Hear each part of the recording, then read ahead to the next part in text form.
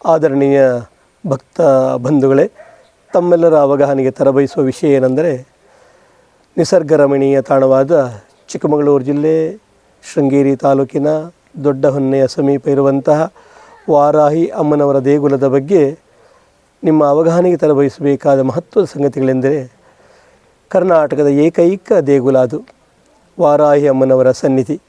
ಶೃಂಗೇರಿಯನ್ನು ಬಿಟ್ಟರೆ ಮತ್ತೆ ಕಾಣಬಹುದಾದದ್ದು ತಂಜಾವೂರು ಮತ್ತು ಪುಣ್ಯಕ್ಷೇತ್ರ ಕಾಶಿ.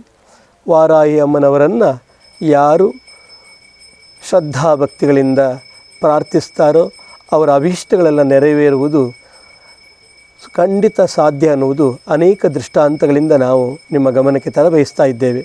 ವಿಶೇಷವಾಗಿ ಭೂ ಸಂಬಂಧವಾದಂಥ ವ್ಯವಹಾರಗಳು, ನ್ಯಾಯಾಲಯದಲ್ಲಿ ಇರುವಂಥ ಮೊಕದ್ದಮೆಗಳು ಬಹುಬೇಗ ತೀರ್ಮಾನವಾಗಿ ನ್ಯಾಯ ದೊರಕುವುದಂತೂ ಖಂಡಿತವೇ ಖಂಡಿತ. ನಿಮಗೆ ಗೊತ್ತಿದೆ, ಸಪ್ತ ಮಾತೃಕೆಯಲ್ಲಿ ಒಬ್ಬಳಾದಂತಹ ಈ ವಾರಾಹಿ ಅಮ್ಮನವರು, ಅದರಲ್ಲಿ ವಿಶೇಷವಾಗಿ ನಿಮಗೆ ಗೊತ್ತುಂಟು, ಬ್ರಾಹ್ಮಿ, ಕೌಮಾರಿ, ಮಾಹೇಶ್ವರಿ, ವೈಷ್ಣವಿ, ವಾರಾಹಿ, ಇಂದ್ರಾಣಿ, ಚಾಮುಂಡಿ. ಇದೆಲ್ಲ ಆ ವಾರಾಹಿ ಅಮ್ಮನವರ ದೇಗುಲವನ್ನು ನೋಡಬೇಕು ಅಂತಾದರೆ ಪುಣ್ಯಕ್ಷೇತ್ರವಾದ ಶೃಂಗೇರಿಯ ದೊಡ್ಡ ಹೊನ್ನೆಗೆ ಬಂದರೆ ಪೂರ್ಣ ಅವಕಾಶ. ಬೆಳಗ್ಗೆ 8:30ಯಿಂದ ಮಧ್ಯಾಹ್ನ 1:30 ತನಕ ಪೂಜಾ ಸಮಯ. ಅರ್ಚಕರು ಹಿರಿಯರು, ಸನ್ಮಾನ್ಯರಾದಂಥ ವೇದಮೂರ್ತಿ ಶ್ರೀ ಶ್ರೀನಿವಾಸ ಭಟ್ರು.